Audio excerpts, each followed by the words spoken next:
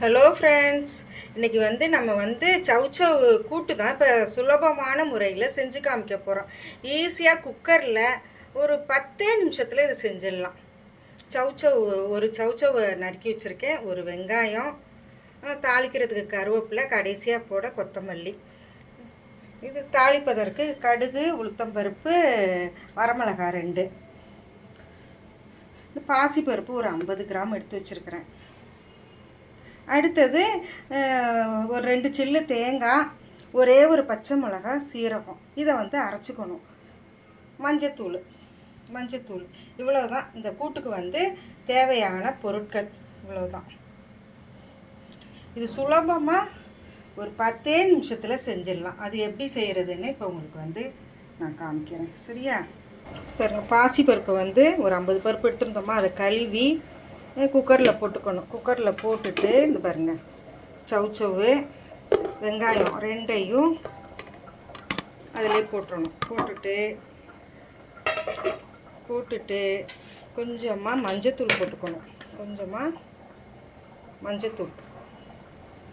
மஞ்சத்தூள் போட்டுக்கணும். போட்டுட்டு அரைச்சி வச்ச தேங்காயும், ஜீரகத்தை, பச்சை மிளகாய் அதையும் அதில் போட்டுக்கணும்.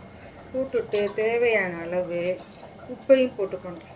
போட்டுட்டு அதை மிக்சியை அப்படியே கழுவி அந்த தண்ணியை 1 டம்ளர் தண்ணி ஊற்றிக்கணும். ஊற்றிட்டு குக்கரை மூடி போட்டு ஒரு 3லேருந்து 4 விசில் வச்சுட்டா ஈஸியான முறையில் சௌசௌ கூட்டு ரெடி. சௌசௌ கூட்டு ரெடி.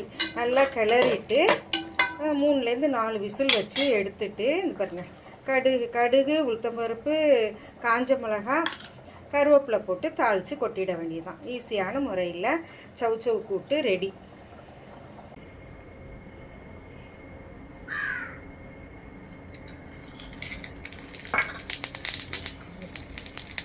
போட்டுட்டு கருவேப்பிலையை போட்டால்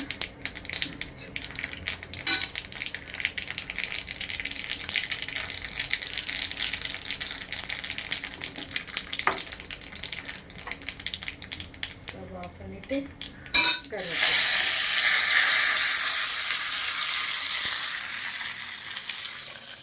கூட்டு ரெடி. கொத்தமல்லி தூவி அவ்வளோதான். ஈஸியான முறையில் சௌசௌ பாசிப்பருப்பு கூட்டு ரெடி.